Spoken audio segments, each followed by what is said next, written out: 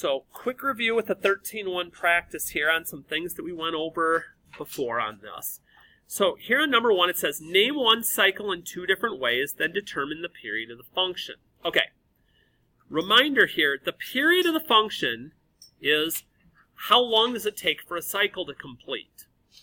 So, there's lots of choices I have for where I might want to go ahead and put, figure out where my cycle is. For some of you, we've always said we like to do it where there's whole numbers to start with. Like, for instance, here up at the top, I look and I notice, that's -3 right there. So if I follow that along until I get back to the very top, which is at 0, one way I could name this cycle would be from -3 to 0. Okay? Start and finish the cycle. Now, my cycle can be in different spots, though. So, for instance, let's see here. What if I'm trying to find another place? Let's say we started here at the bottom at -2. We followed it along until it got back to the bottom again. Over here at 1. Okay. But what they have in common will be they have the same period. Again, the period is how long the cycle takes. Well, how far is it from -3 to 0? 3. How far is it from -2 to 1? 1, 2, 3. So my period is 3. Okay? My period will always be positive.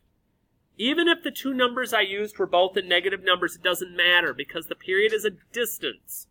So we'll make sure that that's always going to be positive. Okay. Let's say we jump down here, I don't know, let's say we're taking a look at number 5.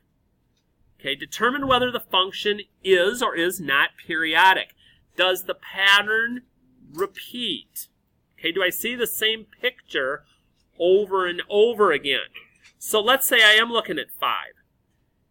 As you go through here, does it look like the same pattern keeps repeating?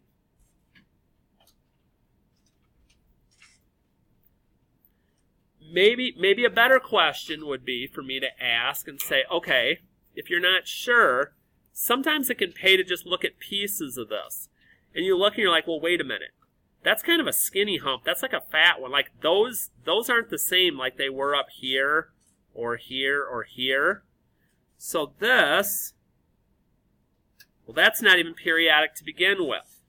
Because it does pass the part where they have the same mins and the same maxes. But if I can't follow the pattern along where it would be the same distance each time, it's not going to be. However, if I get to number 6, let's say, and I'm like, all right, same tops and bottoms, that works. Up, down, up, down. Yeah, this one looks like it's actually got a chance here. Like I could actually cut this off right here, and I see that same pattern start and finish. Okay, so if we need to find the period, if we've determined that, yes, it's periodic, I look and I'm like, okay, where does it start? Well, it starts here at -5. Where does it end? It ends here at 0. So how far is it from -5 to 0? 1, 2, 3, 4, 5. Okay?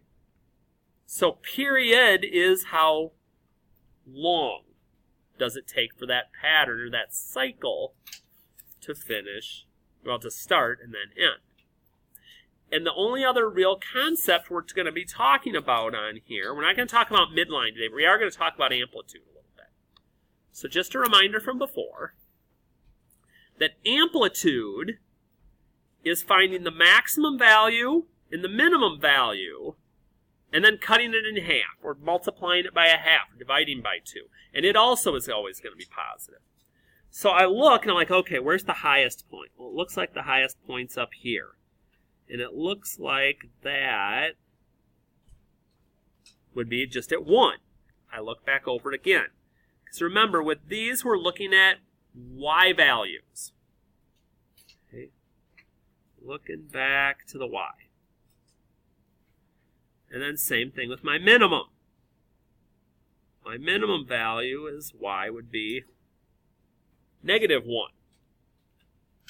So my job is to figure out, a couple of things. If I had a midline, this would be easier, but since I don't, what I'm going to do is I'm going to do half of 1 minus, because remember the minus is in the formula, -1. And when we minus a negative, we get a positive.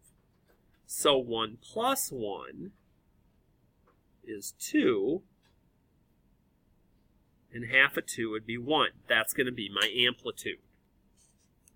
Okay, so find the maximum value and the minimum value. Subtract them. And then take half of whatever that answer is. But even if you do get a negative, and it's possible, okay, your amplitude is not negative. It is a distance. So that's kind of a general theme here. Period is positive. Amplitude is positive. When we're taking a peek at some of these things and trying to figure some of that stuff out. And I think there was one more on the back, if I'm remembering right. I could be wrong, but I guess there's only one way to find out. So when we get to the back, okay, like for instance on 13, because 12 is asking you for a situation, you can even swipe that off your note sheet from the other day if you wanted to. But here's the same thing. Okay, what's the period? Find a cycle somewhere. So maybe you find your cycle from here to here. So that looks like the pattern repeats, okay? You can kind of see all the places where the pattern repeats. You know, how long is it for that cycle to complete? Or amplitude. Find your maximum. Find your minimum. And then do the little formula that we did. And the only other thing I'll mention on here, because again, back with maximum and minimum and period, on 15 and 16, do not worry about copying the graph and sketching more cycles. Okay? We're not quite ready with that with the graphing portion yet. Just find the min, just find the max, just find the period once you see how that cycle works.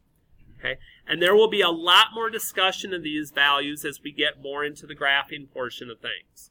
So if some things are clicking, great. If not, keep practicing, keep checking answers, and then when we get, a little bit further in, it'll probably click a little bit better for you as far as